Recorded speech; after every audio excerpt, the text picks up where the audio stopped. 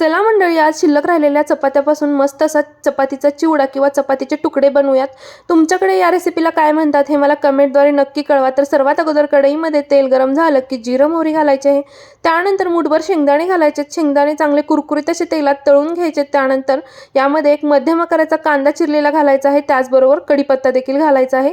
हलक्या गुलाबी रंगावरती कांदा परतला की यामध्ये थोडंसं मीठ घालायचं। चपातीला देखील मीठ घातलेलं असतं, त्यानुसारच मीठ घालायचं। त्यानंतर लाल तिखट आणि हळद घालायची। याऐवजी तुम्ही हिरवी मिरची किंवा कांदा लसूण मसाला देखील घालू शकता। त्यानंतर यामध्ये एक मध्यम आकाराचे टोमॅटो बारीक चिरून घालायचे। एखादा मिनिट तेलात टोमॅटो परतलं की यामध्ये घालायचे हे बारीक करून घेतलेली चपाती। तर इथे मी मिक्सरला चपात्या बारीक करून घेतलेल्या आहेत। साधारणपणे 3 चपात्या मी इथे वापरल्या आहेत। मी वापरलेल्या चपात्या या मऊ होत्या, त्यामुळे मी यामध्ये पाण्याचा शिंतोडा दिलेला नाहीये। जर तुमच्या चपात्या वातळ असतील तर यावरती पाण्याचा शिंतोडा देऊन झाकण लावून मस्त अशी वाफ काढून घ्यायची आणि कोथिंबीर घालायची। हे तयार आहे चपातीचा चिवडा।